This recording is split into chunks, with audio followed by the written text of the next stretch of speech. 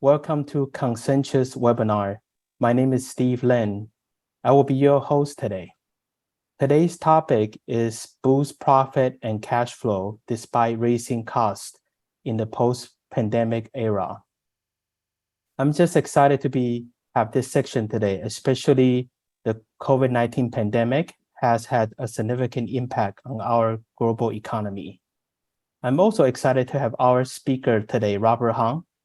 Robert is my personal friend and business advisor who I was in charge of a previous business.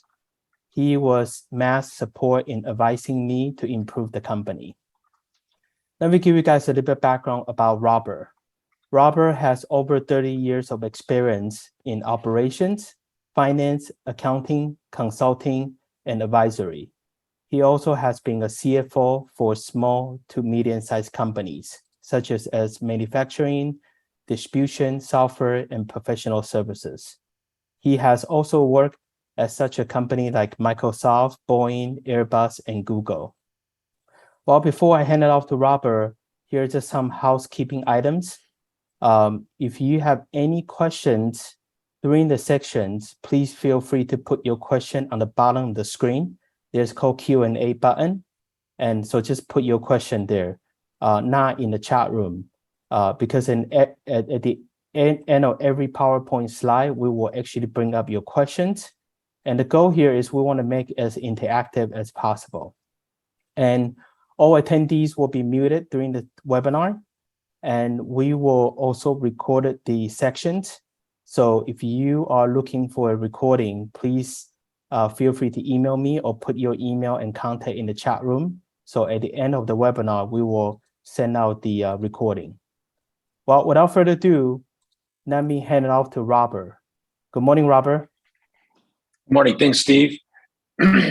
As Steve mentioned, I'm currently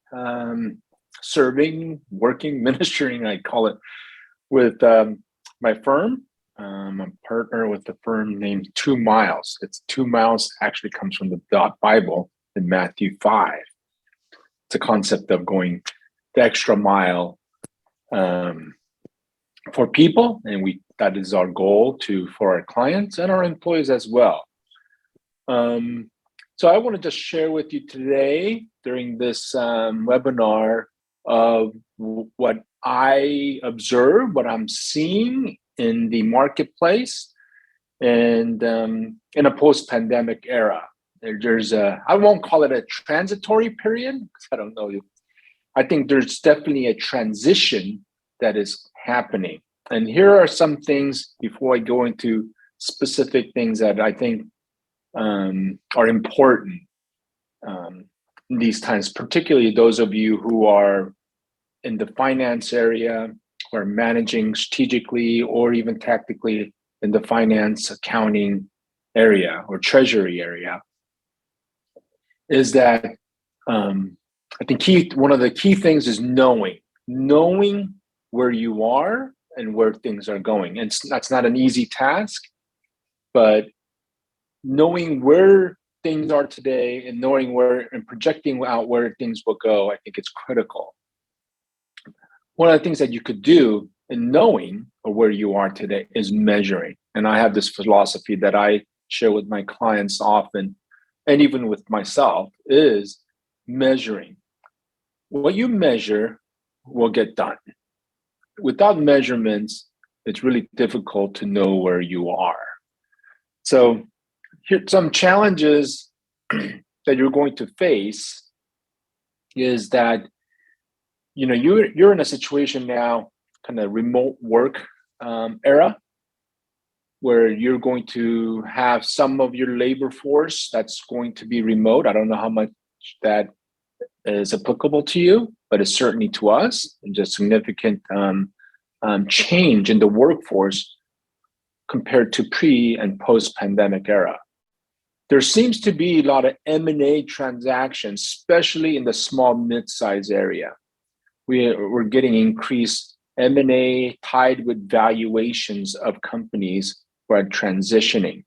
and or to be transitioned from internally or from external sources. And there's also you have margins that are shrinking. I'll go in more in detail, right? And there's certain level of remaking of supply chains that is happening, where the existing supply chains have to be modified, changed, or completely overhauled.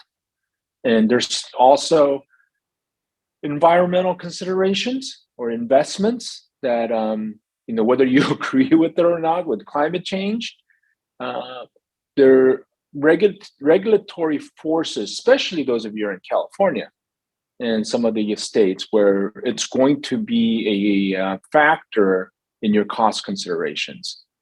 And one of the positive things from the current situation is that dollar is strong.